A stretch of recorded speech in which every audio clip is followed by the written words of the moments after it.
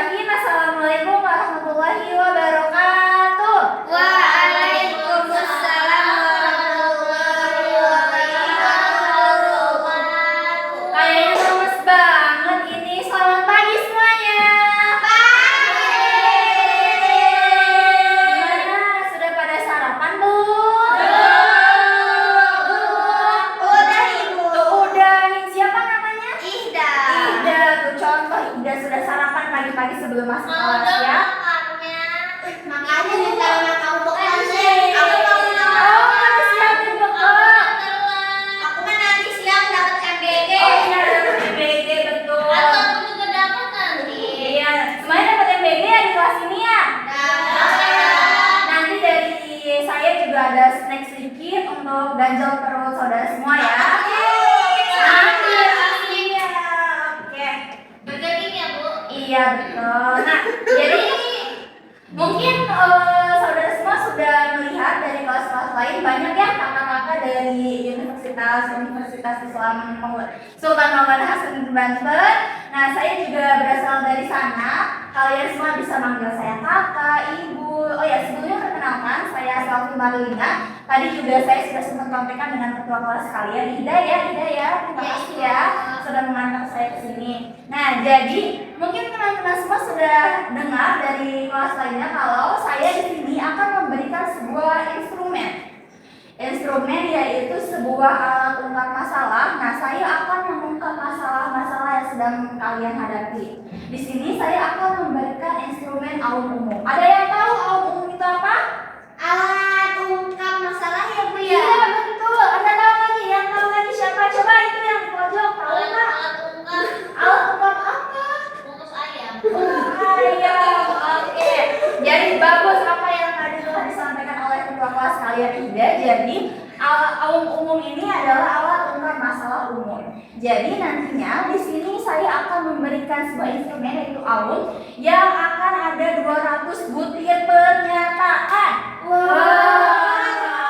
Ibu, kakak nggak salah nih ngasih Nggak salah. Justru ini saya memberikan 200 karena untuk memberikan format SLTA. Kalau saya memberikan format mahasiswa itu akan berjumlah 250, Ida. Wah. Iya, banyak kan ya Nazwa ya? Iya. Kalau udah kira-kira sanggup nggak ya Nazwa nanti? Nggak sanggup Bu melihat muka Nggak sanggup. Nah, semoga sanggup ya untuk mengerjakannya. Nah, jadi dari 200 ini akan ada banyak sekali indikator pernyataan, mulai dari ekonomi, keluarga, sosial, agama, pendidikan, dan lain sebagainya. Saudara semua tidak perlu khawatir karena apapun yang kalian jawab nantinya akan saya rahasiakan di sini. Ya, Oke? Sampai sini ada yang ingin ditanyakan? Nggak ada ya? Saya rasa cukup. Nah, nanti saya akan langsung saja memberikan linknya. Nanti saya akan share ya ke Ida. Nanti Ida tolong bantu di-share ke teman-teman kelasnya. Boleh saya pinjam dulu handphone Ida? Boleh. Oke, nah jadi teman-teman bisa dilihat ya. Mau ya? Bisa dilihat, bisa teman-teman klik link yang sudah diberikan oleh Ida. Nah, di sini itu di lembar pertama akan ada nama, absen, dan jenis kelamin. Nah, nama ini wajib ditulis nama asli kalian, nama lengkap. Jangan namanya Farha tapi nulisnya Aya, atau namanya Vivi tapi yang ditulis nama pacarnya. Itu nggak boleh ya, karena saya dengar dari kelas sebelah dari Bu Ida katanya ada yang nulis nama orang tuanya. Pas dicek nggak ada, pas dicek di absen nggak ada namanya. Ternyata itu nama orang tuanya. Nggak boleh ya. Semoga kelas ini mengerti apa yang saya ucapkan kalau nama ini harus ditulis nama lengkap. Nah, kita langsung saja isi. Saya tulis nama saya. Saya mau izin. Izin kenapa? Orang tua saya minjem. Oh, boleh. Saya ada acara. Boleh. Salam ya untuk orang tua Farha ya. Oke, silakan. Dadah ayah. Hati-hati di jalan ya. Saya dulu. Hati-hati di jalan ya. Oke, siap. Tolong diisi ya. Oke. Kakak, Ya. katanya Ella nulis tapi baru bilang ya. Ella mau ke kamar mandi dulu? Udah Kak, ternyata cuma lanjut? Lanjut. Nggak ada ya, kita lanjut ya biar cepat selesai. Iya, biar cepat dapat MBG ya. Nah, di lembar kedua ini ada 200 pernyataan. Nah, 200 pernyataan ini saudara semua tidak perlu nih mengisi langsung, cukup membacanya saja, lalu menceklis bagian mana yang menurut kalian paling sesuai dengan kondisi kalian saat ini.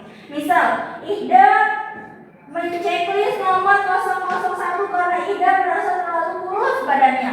Boleh diceklis. Terus Ida, Naila, gantian ya sekarang Naila ya. Naila menceklis nomor 002 karena Naila merasa Naila ini badannya terlalu pendek dibandingkan dengan Ruhi. Boleh diceklis ya. Setelah itu kita lanjut ke lembar kerja kedua, yang mana nanti teman-teman akan diperintahkan untuk melihat kembali lembar kerja pertama, lalu menuliskan nomor-nomor yang paling sesuai dengan kondisi teman-teman yang dirasa paling sulit, paling berat. Misal Naila menuliskan nomor 001, 002, 012 dan seterusnya. Lalu di next, pencet next. Nah, nanti di lembar kerja ketiga akan ada pertanyaan. Apakah masalah-masalah yang tadi kalian isi sudah sesuai dengan kondisi kalian saat itu? Lalu, apakah ada masalah lain yang belum terselesaikan? Boleh ditulis. Misalnya, si Ruhi menjawab, saya kurang enak badan, saya sering sakit ketika musim hujan. Boleh ditulis. Lalu, di scroll ke bawah ada lagi pertanyaan. Apakah Anda ingin menceritakan masalah kalian? Bisa dijawab iya ataupun tidak. Nah, misal Ella menjawab iya, lalu di bawahnya ada lagi lah. Kamu harus ceritakan kepada siapa? Kepada teman sebangkukah, Anila misalnya? Kepada saya kah sebagai konselor? Kepada guru BK kamu kah nanti? Atau ke orang tua, kakak, dan lain sebagainya ya? Paham? Saya takut kalau misalnya saya iriin masalah, jadi semuanya tahu masalah. Oh, Ella dan teman-teman semua tidak perlu khawatir, karena ketika Ella dan teman-teman mengisi instrumen ini, data ini akan saya olah dan saya keep sendiri untuk saya berikan kepada guru BK untuk memberikan arahan-arahan atau konseling yang sesuai dengan Ella dan teman-teman yang lain rasakan. Karena saya sebagai konselor dan guru BK Ella dan guru BK teman-teman semua ya sudah disumpah, sudah dijanji untuk menjaga rahasia apapun yang sedang masalah kalian alami. Seperti itu. Ada yang ingin ditanyakan lagi? Sudah, Kak. Sudah ya, sudah cukup. Ida sudah di-share linknya. Sudah, Kak. Sudah ya. Nah, teman-teman kira-kira perlu waktu berapa lama untuk mengisi instrumen ini? Instrumennya berjumlah 200 butir loh. 40 deh, Kak. Boleh nggak? 40 menit. Ada lagi 35 menit. Ada lagi 27 menit. Nanggung sekali nih semua 27 menit. Mending ke aku ke 30 Najwa. Nah, oke. Semuanya yang ganjil dan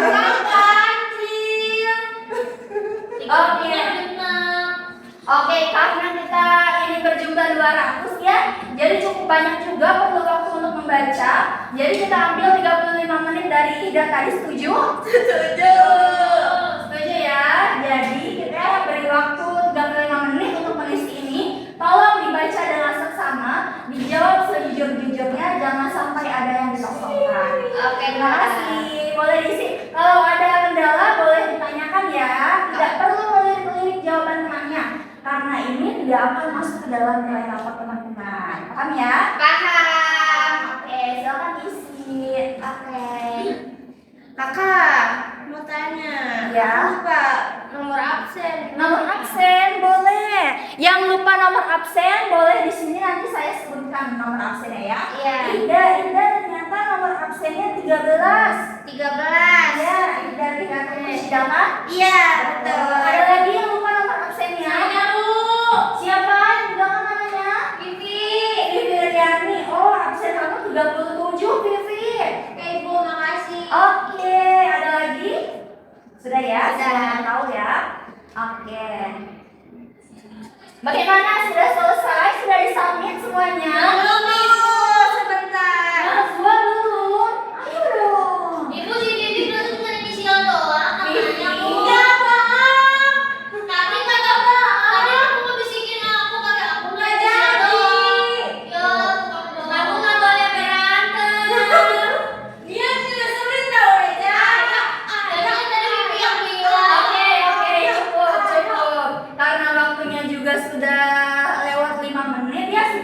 40. Ini belum ibu bentar. Tinggalin aja. Oke, sembari menyusul ya Najwa ya, karena teman-teman lain juga sudah lapar nih, karena sudah masuk jam istirahat juga kan ya, nanti yang kebagian MBG loh. Oke. Oke, nah tidak ada kendala ya dalam bersubmit ya? Tidak ada ibu. Tidak ada. Oke, setelah kalian mengisi ini apa sih yang kalian rasakan? Ibu pengen tahu deh. Mules. Jadi, Mulus. sebenarnya aku bu.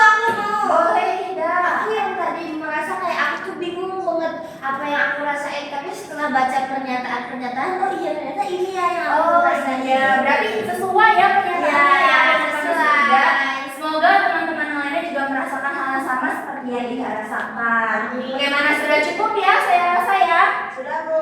Sudah. Nah, nanti hasil dari ini akan kalian ketahui 2 minggu ke depan, bisa disampaikan oleh saya lagi ataupun oleh guru BK kalian. Paham? Paham. Oke, selesai sampai di sini. Kita bertemu lagi di minggu depan ya. Oke. Selamat beristirahat semua. Saya tutup dengan alhamdulillah. Alhamdulillah. Terima kasih teman-teman. Terima kasih. Nah, setelah melalui tahap penyebaran instrumen penelitian kepada peserta didik kelas 10 di SMA 5 Negeri 5 Kota Serang, saat ini saya sedang memasuki tahap pengolahan data instrumen yang telah disebar sebelumnya bertujuan untuk memperoleh data awal atau data awam yang berkaitan dengan fokus penelitian. Tahap pengolahan data ini dilakukan untuk menganalisis hasil jawaban responden agar dapat diketahui kondisi aktual di lapangan. Hasil dari pengolahan data ini nantinya akan menjadi dasar dalam menentukan layanan yang paling tepat dan sesuai dengan kebutuhan peserta didik dalam hasil pertemuan yang diperoleh. Jadi, teman-teman bisa buka link yang kalian sebar kemarin pada saat mencari responden. Kita buka. Nah, ketika sudah seperti ini tampilannya, klik ke jawaban.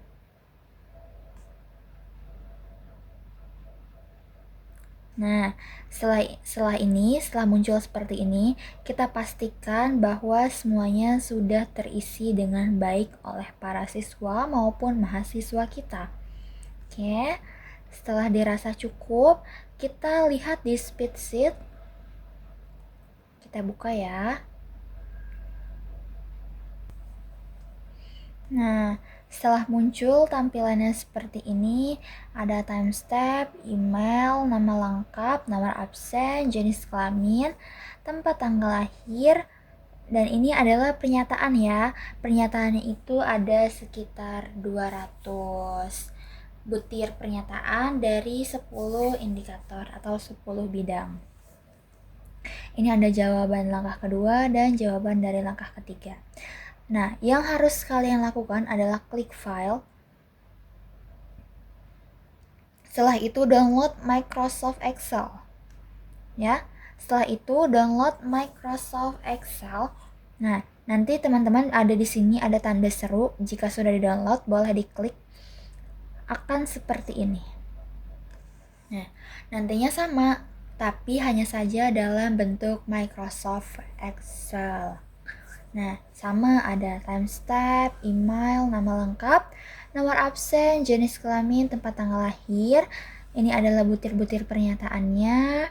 Kemudian ada langkah kedua dan langkah ketiga. Seperti ini. Nah, dari data responden ini kita akan menjadikannya menjadi data entry. Data entry seperti ini. Seperti inilah bentuk data entry.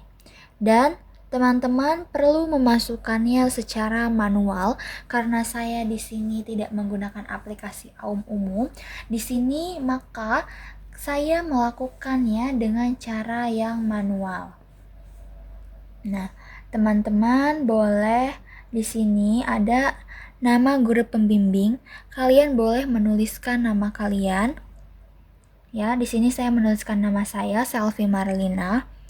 Lalu kemudian ada kepala sekolah karena kemarin saya melakukan pengambilan asesmennya di sekolah SMA 5 Negeri Kota Serang. Maka kepala sekolahnya saya tulis kepala sekolah di sekolah tersebut. Lalu tanggal entry data, saya melakukan entry ini di tanggal 22 bulan 9 2025 untuk kelas 10. Nah, di sini tabelnya itu tidak sama dengan data responden tadi. Nah, dalam data entry tabelnya itu ada NISN, nama, jenis kelamin, dan indikatornya. Dan butir-butir pernyataannya ada butir 1 hingga butir ke 200. Nah, di sebelahnya juga ada jawaban dari langkah kedua dan jawaban dari langkah ketiga. Seperti itu. Kita langsung masuk ke absen urut pertama, yaitu Adiasa. Nah, Adiasa ini berjenis kelamin laki-laki. Nah, di sini kenapa di sini banyak sekali angka 111 hingga seperti ini? Ini adalah data-data dari responden.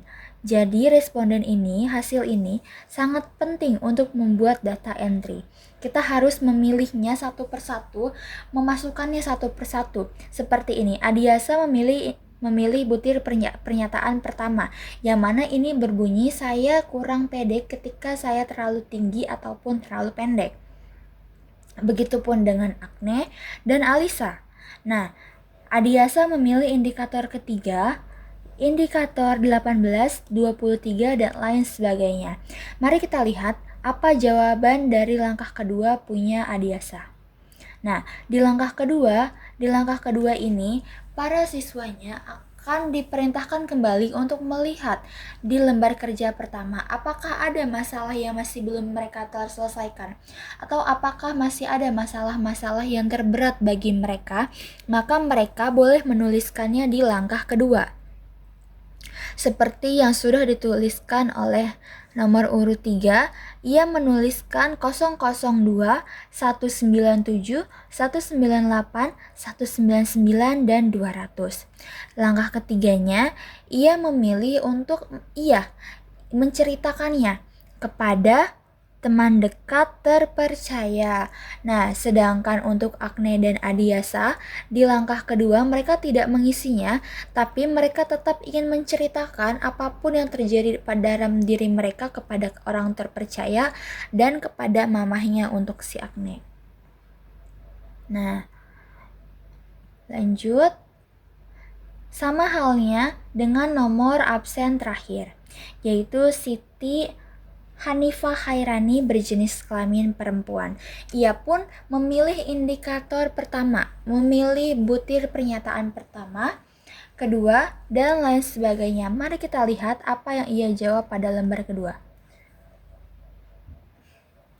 Di lembar kerja kedua, ia memilih untuk menuliskan angka terberatnya pada nomor 149 dan 189. Ia juga bersedia untuk menceritakannya kepada sahabat dan keluarga terdekat. Nah, mari kita lihat atasnya. Nah, ini siswa bernama Siti Bintang berjenis kelamin perempuan. Ia pun memilih butir pernyataan pertama. Tapi di langkah keduanya ia menuliskan cukup banyak masalah terberatnya. Ada nomor 01, 04, 021, 025, dan 197.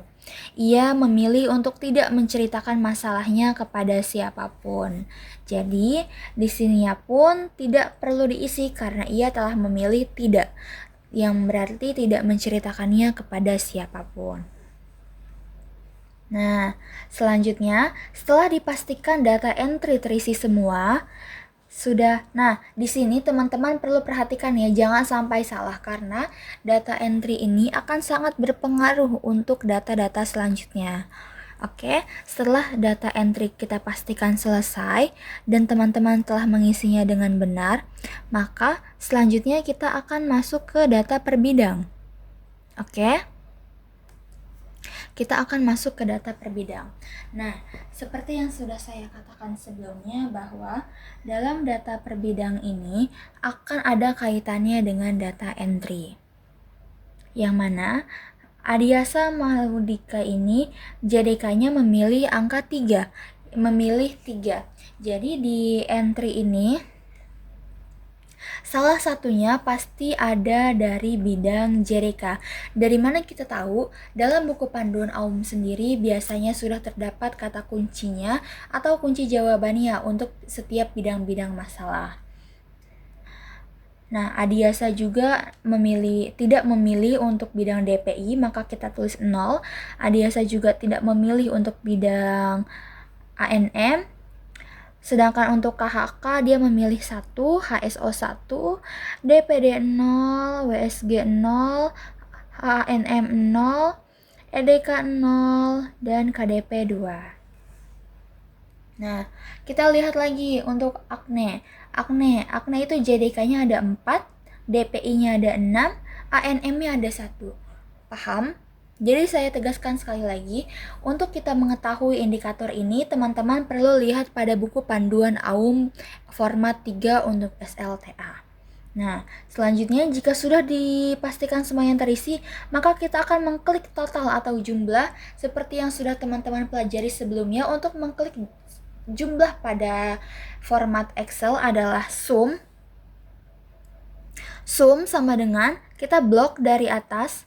Sum sama dengan sum, buka kurung, kita blok dari atas sini. Ya, kita blok sampai sini, lalu kita klik enter. Nah, kita klik enter, maka hasilnya akan ada 179. Oke, sama halnya dengan DPI hingga selanjutnya. Kita ketik sum terlebih dahulu. Nah, kita ketik sum sama dengan sum, buka kurung, di blok dari angka 0 sini hingga angka 5. Lalu kita klik enter. Maka hasilnya nanti akan 90. Nah, oke. Sudah paham sampai di sini? Nah, jika sudah, maka kita lanjut untuk membuat grafiknya. Di sini saya sudah membuat grafiknya, sudah saya buat sampai akhir, tapi saya akan tetap menjelaskannya kepada teman-teman semua bagaimana cara membuat grafik tersebut. Nah, ini kita hapus dulu ya contohnya. Nah, jadi untuk membuat grafik kita perlu memblok. Kita blok jumlahnya. Saya hanya perlu menggunakan jumlahnya ya. Jumlahnya. Tapi kalau teman-teman ingin menggunakan namanya sekalian juga boleh. Nanti kita coba yang menggunakan nama ya. Saat ini kita coba untuk yang jumlahnya terlebih dahulu. Setelah itu, setelah semuanya ditotal. Nah, setelah semuanya ditotal seperti ini, di sini kan saya sudah membuat grafik-grafiknya ya. Nah, tapi teman-teman tidak perlu khawatir karena saya akan tetap memberitahu caranya. Di sini kan saya sudah membuat grafik ya. Nah, tapi teman-teman tidak perlu khawatir karena saya akan tetap memberitahu cara untuk pembuatan grafik ini. Oke, kita mulai dari bidang JDK. Nah, di sini JDK kan sudah ada. Saya akan menghapusnya ya. Nah, oke. Kita mulai di sini ya. Arahkan kursornya ke angka 3, lalu di blok, di tab 2 kali, dan di blok hingga akhir, hingga sini. Lalu teman-teman boleh klik ALT plus F1, seperti ini. Oke, maka akan muncul tab grafik seperti ini. Nah, di chart title-nya ini, kita tuliskan JDK. Seperti ini, oke? Kita taruh dia di bawah ya, agar terlihat rapi. Oke, kita biarkan dia berada di sini ya.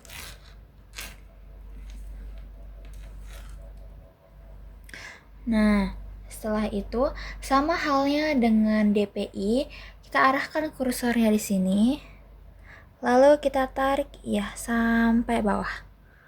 Oke, sampai bawah. Sampai sini, lalu ALT plus F1 bersamaan, maka akan muncul grafik seperti ini. Paham? Nah, ini tadi bidang DPI, maka di chart title tulis DPI. Oke.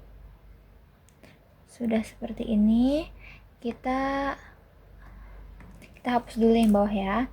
Lalu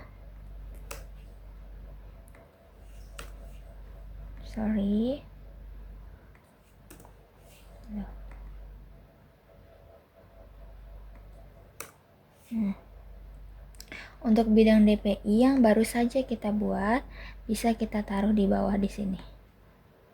Seperti ini. Oke, kita lanjut ke bidang ANM. Nah, di ANM sama kita blok. Bagaimana kalau kita ngeblok dari ANM-nya, Bang? Bu, oke, kita blok dari ANM-nya ya. Kita pencet ANM-nya seperti ini. Lalu sampai akhir, tidak perlu sampai di total ya. Cukup sampai bagian absen bawah saja. Lalu ALT plus F1. Nah, ALT plus F1, maka akan muncul langsung ada ANM-nya ya, jadi tidak perlu diketik ulang. Oke, langsung ada ANM-nya, jadi tidak perlu diketik ulang. Oke, lalu kita taruh dia di sini, di samping DPI. Nah, seperti ini ya. Sama halnya dengan bidang-bidang lainnya sampai KDP. Seperti ini. Caranya sama. Cara pembuatannya sama. Ini untuk yang di KDP. Ya. Ini untuk yang di KDP. Bagiannya sama. Cara pembuatannya semuanya sama. Seperti itu. Nah, lanjut ke kelompok. Kita langsung masuk ke laporan kelompok. Nah, di sini sama seperti data per bidang tadi akan menggunakan grafik. Nah, grafiknya kita hapus dulu, oke? Kita hapus. Kita hapus semua ya grafiknya ya. Nah, lalu kita jumlahnya ini dari jumlah masalah hingga ke persenan seperti ini. Sudah ALT NF1 seperti ini. Nah, kita tulis di sini adalah bidang masalah.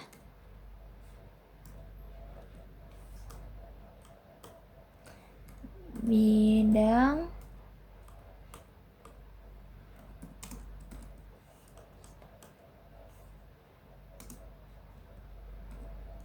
masalah. Seperti ini ya, seperti ini. Kita geser sedikit. Nah, seperti ini grafiknya. Kita lihat, mari kita sama-sama interpretasikan di laporan kelompok ini. Oke, sama-sama kita lihat, mari. Oke, nah, bidang masalah tertinggi itu ada di sini 18%, yaitu jasmani dan kesehatan atau JDK. JDK ini memiliki posisi tertinggi dengan 179 masalah dan rata-rata berapa ya? Ini 4,0. Rata-rata 4,0 ini menunjukkan bahwa banyak siswa mengalami kendala terkait kesehatan fisik, kebugaran, pola makan, atau kurangnya aktivitas olahraga.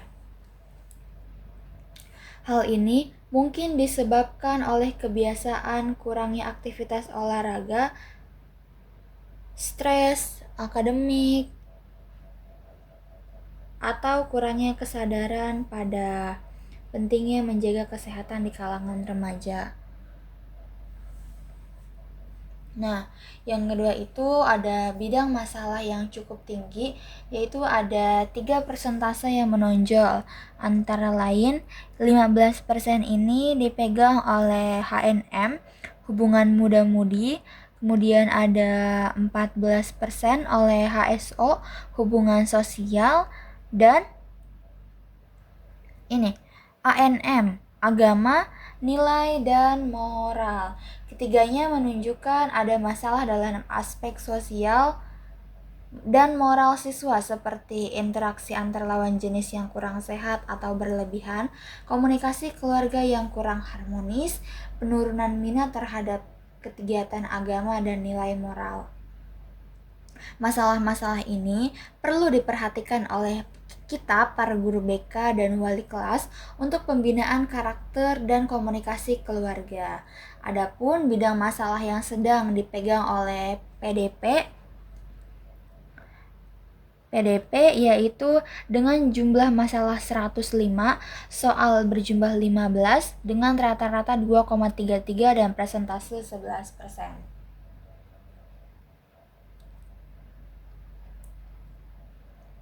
Menandakan ada sebagian siswa yang mengalami kesulitan belajar, memanajemen waktu, atau motivasi akademik. Bidang ini masih perlu diperhatikan, terutama dalam hal bimbingan belajar dan peningkatan strategi belajar yang efektif. Nah, adapun bidang masalah yang terendah seperti ekonomi dengan jumlah masalah 18 dengan jumlah soal 10 dan rata-rata 0,40 dengan persentase 2%. Hubungan sosial atau HSO, karir dan pekerjaan atau KDP masing-masing memiliki jumlah yang sedang juga.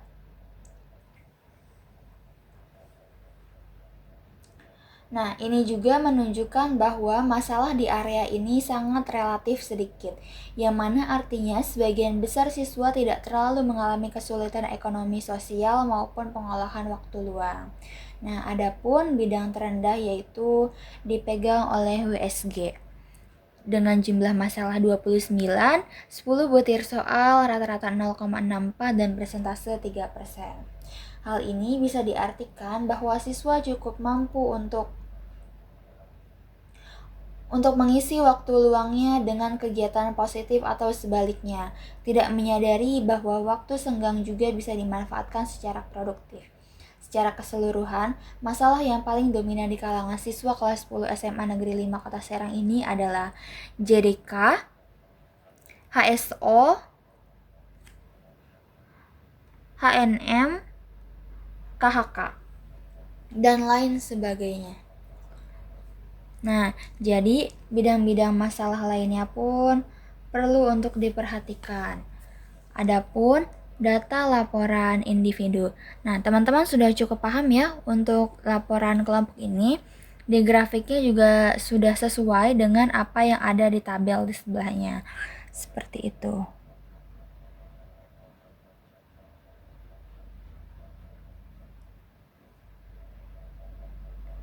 Oke, kita masuk ke laporan individu. Nah, pada laporan individu ini sama halnya dengan laporan kelompok tadi, tapi bedanya adalah ini kita buat per orang, secara perorangan, mulai dari absen 1 hingga absen akhir, yaitu Siti siapa ya tadi ya? Dari absen 1 hingga absen akhir ya, yaitu Siti Hanifah Hairani. Oke. Nah, sama juga kita nanti akan membuat tabel dan membuat grafiknya. Nah, ada identitas. Pertama kita isi identitasnya dulu. Mulai dari nama siswanya, kelas, NISN, jenis kelamin, dan tanggal mereka mengisi instrumen kita.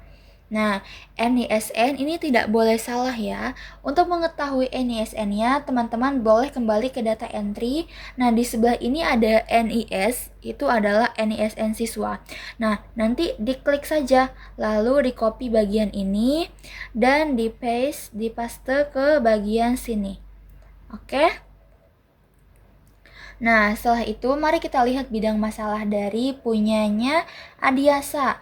Nah, Adiasa di sini untuk bidang masalah jasmani dan kesehatan atau JDK, nomor masalah yang ia pilih adalah 001, 003, dan 080. Jumlah masalah terberatnya 3 dengan jumlah soal 25 dan jumlah 3 dengan persentase 12%. Jadi, jumlah ini adalah dari jumlah nomor masalah.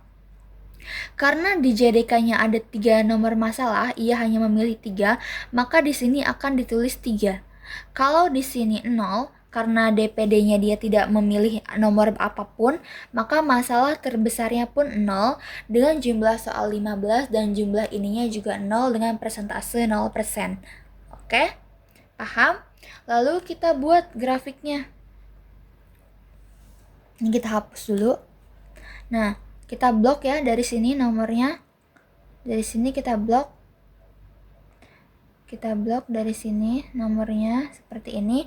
ALT plus F1 muncul. Oke. ALT plus F1. Nah, untuk namanya kita salin saja. Dari sini ya. Kita salin, kita Ctrl C.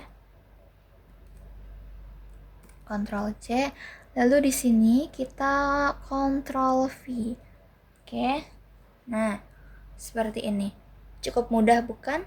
Sama saja dengan data kelompok tadi ataupun data per bidang. Jumlahnya sama, cara mengendalikannya juga sama ya. Jadi ini di blok. Lalu ALT plus F1, maka akan muncul grafik seperti ini. Oke, ini teman-teman perlu melanjutkan hingga absen terakhir yaitu 45 atau 40 sekian. Oke, secara manual ya semuanya perlu ya. Ini sudah ada juga nih grafik-grafiknya ya, tabel-tabelnya yang teman-teman perlu ketahui dan perlu buat. Nah, selanjutnya kita masuk ke action plan. Action plan ini adalah rencana ya. Nah, setelah dipastikan bahwa pengadministrasiannya kita sudah beres, pengolahan datanya sudah beres, maka yang akan kita lakukan sekarang itu adalah membuat action plan. Nah, di action plan sendiri yang saya buat untuk SMA Negeri 5 Kota Serang pada tahun ajaran 2025-2026.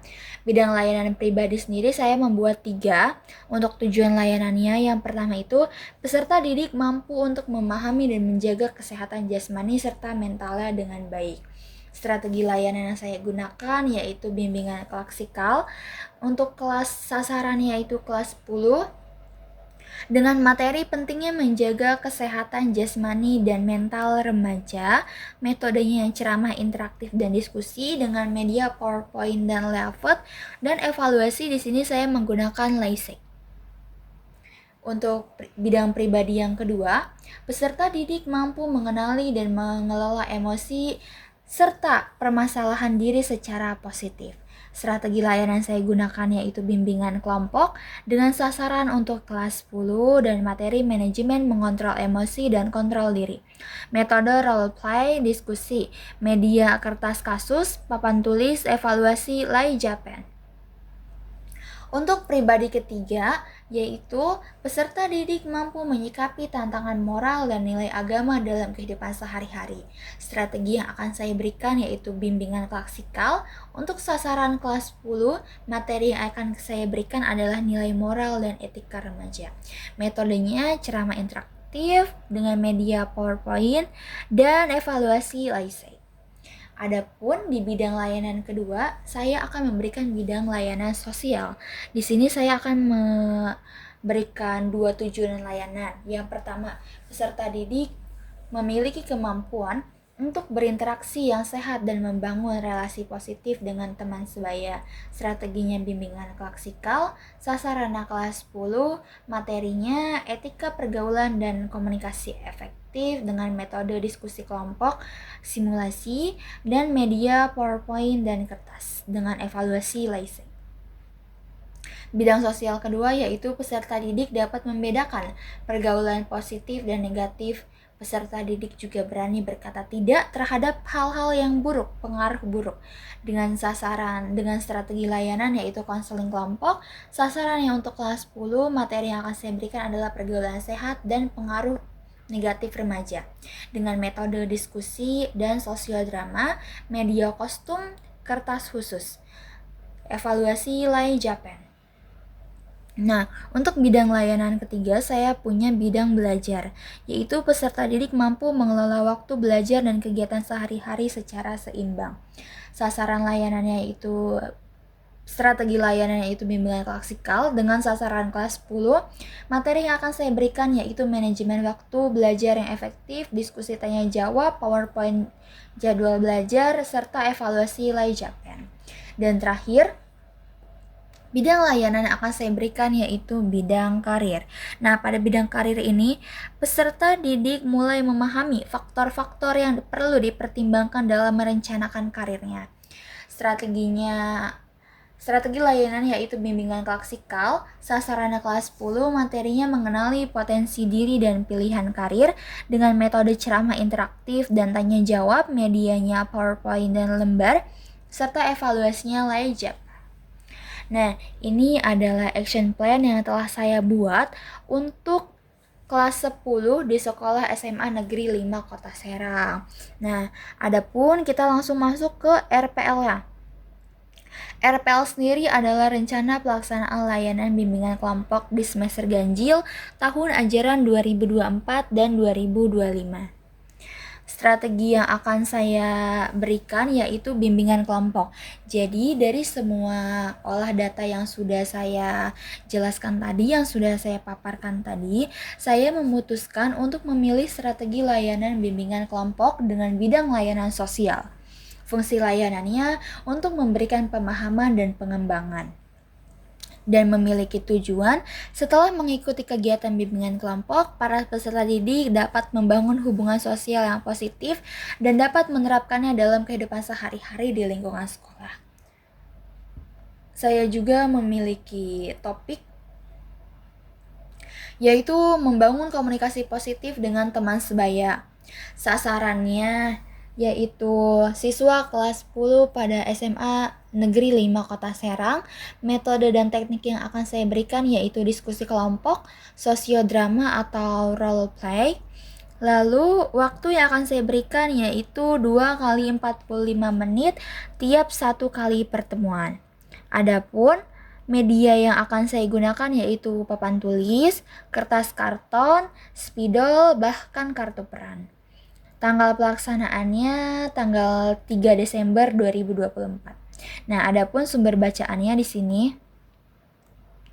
Ini adalah sumber bacaan yang telah saya persiapkan untuk para siswa-siswa saya nanti. Oke, ini adalah sumber-sumber bacaan yang telah saya persiapkan untuk siswa-siswa saya tadi. Untuk siswa-siswa saya nanti.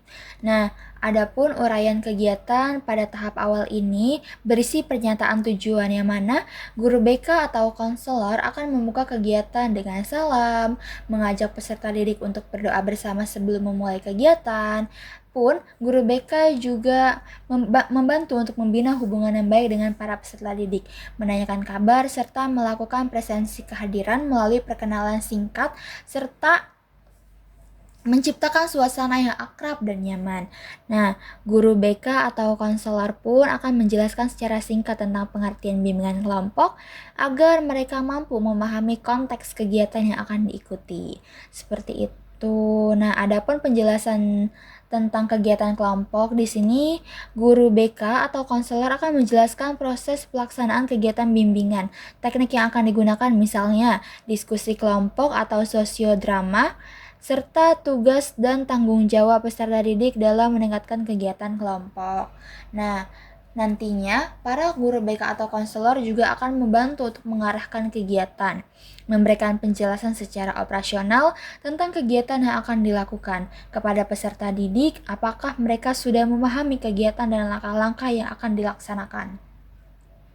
Nah, kedua, adanya tahap peralihan. Guru BK atau konselor akan menanyakan kalau ada siswa yang belum mengerti atau memberikan penjelasan. Nah, guru BK atau konselor akan menanyakan kesiapan kelompok dalam melaksanakan tugasnya.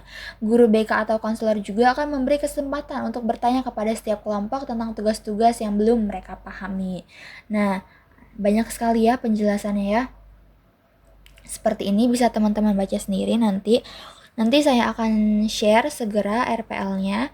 Nah, lanjut ke tahap inti atau tahap kerja, yang mana peserta didik mengikuti kegiatan bimbingan kelompok sesuai teknik yang telah ditetapkan, yaitu diskusi kelompok dan sosiodrama atau role play. Peserta didik dibagi dalam beberapa kelompok kecil untuk mendiskusikan contoh situasi komunikasi dengan teman sebaya, seperti menyapa teman baru, menghadapi perbedaan pendapat, menyelesaikan kesalahpahaman dalam pertemanan. Dan selanjutnya, setiap kelompok akan menampilkan hasil diskusi mereka melalui sosiodrama yang akan menggambarkan perilaku komunikasi positif. Nah, adapun tahap pengakhiran atau terminasi, yang mana guru BK atau konselor nantinya akan menyimpulkan hasil kegiatan bimbingan kelompok untuk mengenai pentingnya membangun komunikasi positif dengan teman sebaya. Guru BK atau konselor juga akan memberikan penguatan terhadap pemahaman dan sikap positif yang telah muncul selama kegiatan berlangsung. Guru BK atau konselor akan menyampaikan tindak lanjut, yaitu mendorong peserta didik untuk menerapkan keterampilan komunikasi positif dalam kehidupan sehari-hari. Kegiatan nantinya akan ditutup dengan doa bersama dan salam penutup. Terakhir adalah evaluasi. Nah, evaluasi proses sendiri dilakukan dengan observasi langsung terhadap keaktifan dan partisipasi peserta didik selama kegiatan berlangsung. Aspek yang diamati antara lain antusiasme dalam diskusi dan sosiodrama, kemampuan bekerja sama dalam kelompok, keterlibatan dalam refleksi. Adapun hasil evaluasi proses digunakan untuk mengetahui sejauh mana dinamika kelompok berjalan efektif. Apakah tujuan layanan mulai terlihat selama kegiatan? Dan adapun evaluasi hasil dilakukan dengan penilaian segera atau LASEK melalui refleksi lisan dan lembar umpan balik setelah kegiatan. Fokus evaluasi ini mencakup pemahaman peserta terhadap pentingnya komunikasi positif, kemampuan mengidentifikasi perilaku komunikasi yang baik, kesiapan peserta untuk menerapkan keterampilan tersebut dalam kehidupan sehari-hari. Jika diperlukan, evaluasi lanjutan dapat dilakukan dengan penilaian jangka pendek atau LAJAPEN untuk melihat perubahan perilaku sosial peserta dalam beberapa waktu ke depan. Nah, terakhir akan ada lembar tanda tangan di bawahnya. Seperti ini, akan ada tanda tangan kepala sekolah dan tanda tangan guru BK-nya. Seperti itu dia layanan yang akan saya berikan kepada para siswa saya, yaitu dengan memberikan strategi layanan bimbingan kelompok dengan bidang sosial. Terima kasih telah menyimak video saya. Sampai jumpa di video selanjutnya. Semoga video ini bermanfaat. Terima kasih. Wassalamualaikum warahmatullahi wabarakatuh.